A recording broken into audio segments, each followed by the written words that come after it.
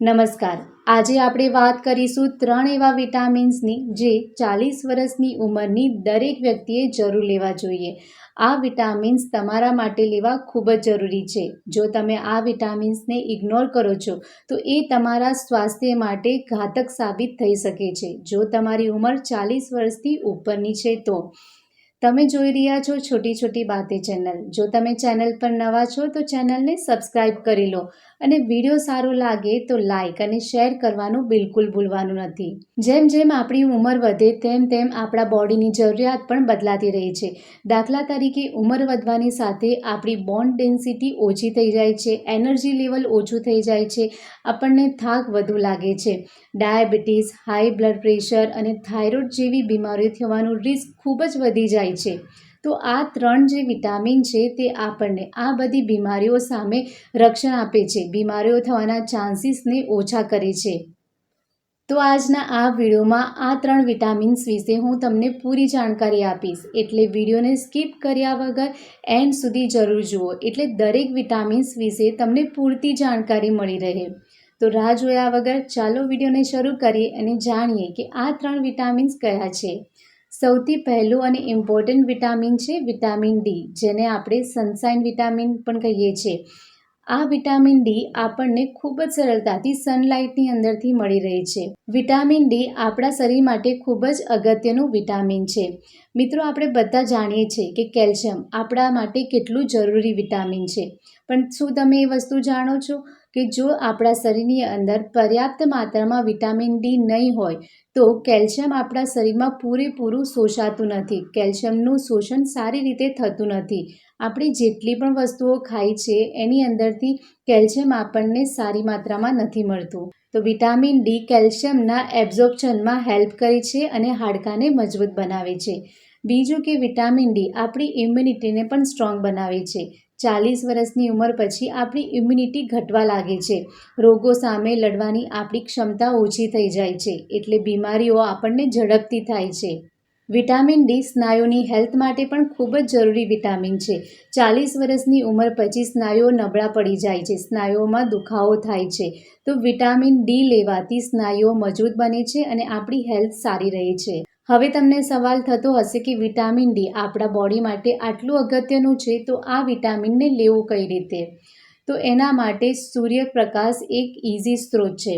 સવારે તમારે કુમળા તડકામાં અડધો કલાક બેસવાનું છે. જો તમે અડધો કલાક ના બેસી શકો તો મિનિમમ તમારે 15 મિનિટ તો બેસવું જ જોઈએ. એનાથી તમને પર્યાપ્ત માત્રામાં વિટામિન ડી મળે છે. પણ જો તમે ઘરની બહાર નથી નીકળી શકતા, તમારા ઘરની અંદર તડકો નથી આવતો અથવા તો તમારી પાસે એવો સમય નથી, તો એના માટે તમે વિટામિન ડીના સપ્લિમેન્ટ પણ લઈ શકો છો. તમારા ડૉક્ટરની સલાહ લઈને તમારે વિટામિન ડીના સપ્લિમેન્ટ લેવા જોઈએ. બીજું અગત્યનું વિટામિન છે વિટામિન બી12. વિટામિન બી12 આપણા બ્રેનના સારા ફંક્શન માટે અને એનર્જી લેવલને સારી રાખવા માટે ખૂબ જ અગત્યનું વિટામિન છે. વિટામિન બી12 જો આપણા શરીરમાં પર્યાપ્ત માત્રામાં હશે તો આપણું બ્રેન શાર્પ બને છે, એક્ટિવ રહે છે. પણ જો આ વિટામિન બી12 ઓછું થઈ જાય તો યાદશક્તિ ઓછી થવાની શક્યતા વધી જાય છે. વિટામિન બી12 આપણા શરીરની અંદર રેડ બ્લડ સેલના પ્રોડક્શનમાં પણ હેલ્પ કરે છે. જો તમને શરીરમાં કમજોરી લાગે છે, તમે વધારે પડતી ચિંતા કરો છો, તમને ઊંઘ સારી નથી આવતી, તમારા મોઢામાં વારંવાર ચાંદા થાય છે, તમને આળસ રહે છે, પગમાં ખાલી ચડી જાય છે, તો આ બધા લક્ષણ બતાવે છે કે તમારા શરીરની અંદર વિટામિન બી12ની ખામી છે. આ સિવાય વિટામિન બી12 આપણા હાર્ટને હેલ્ધી રાખવામાં પણ હેલ્પ કરે છે. હવે વિટામિન બી12 તમને પર્યાપ્ત માત્રામાં મળી રહે એ માટે તમારે દૂધ, પનીર, છાશનું સેવન કરવું જોઈએ, આથાવાળા ખોરાકને લેવા જોઈએ, ફણગાવેલા કઠોળને ખાવા જોઈએ, લીલા પાંદડાવાળા શાકભાજી અને સિઝનલ ફ્રૂટને તમારી ડાયટમાં ઇન્ક્લુડ કરવા જોઈએ.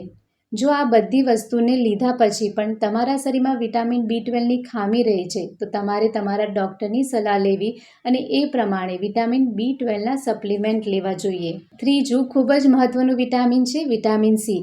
વિટામિન સી એક પાવરફુલ એન્ટીઓક્સિડન્ટ છે. વિટામિન સી આપણને ફ્રી રેડિકલથી થતા નુકસાનથી બચાવે છે. વિટામિન સી આપણા શરીરની અંદર કોલેજનના પ્રોડક્શનમાં મદદ કરે છે. કોલેજન એક એવું પ્રોટીન છે જે આપણી સ્કિનને ટાઈટ બનાવી રાખે છે, જોઇન્ટ્સને મજબૂત રાખે છે અને હાડકાને સ્ટ્રોંગ બનાવી રાખે છે. વિટામિન સી આપણી ઇમ્યુનિટીને પણ સ્ટ્રોંગ બનાવે છે. જેમ જેમ આપણી ઉંમર વધે છે તેમ તેમ આપણી ઇમ્યુનિટી ઓછી થવા લાગે છે અને રોગો સામે આપણી લડવાની ક્ષમતા પણ ઓછી થઈ જાય છે. વિટામિન સી આપણી ઇમ્યુનિટીને સ્ટ્રોંગ બનાવી રોગો સામે લડવામાં આપણને સપોર્ટ કરે છે.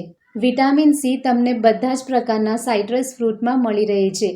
આ ઉપરાંત બ્રોકલી અને સિમલા મરચાંની અંદર ખૂબ જ સારી માત્રામાં વિટામિન સી રહેલું છે. જો તમે આ બધી વસ્તુને તમારી ડાયટમાં નથી લઈ શકતા તો વિટામિન સીના સપ્લિમેન્ટ પણ તમે તમારા ડૉક્ટરની સલાહ લઈને લઈ શકો છો. હવે તમને સવાલ થતો હશે કે શું આ 3 વિટામિન પૂરતા છે 40 વર્ષની ઉંમર પછી?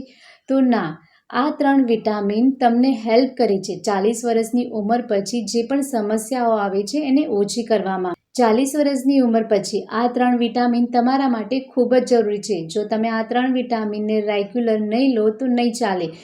જો તમારા શરીરની અંદર આ 3 વિટામિનની ખામી થશે તો બીમારીઓ સરળતાથી તમારા શરીરની અંદર પ્રવેશ કરશે. તો આજના આ વિડીયોની અંદર વિટામિન્સ વિશે જે પણ જાણકારી મેં તમને આપી છે એ તમારા સ્વાસ્થ્યને સારું રાખવા માટે તમને મદદ કરશે.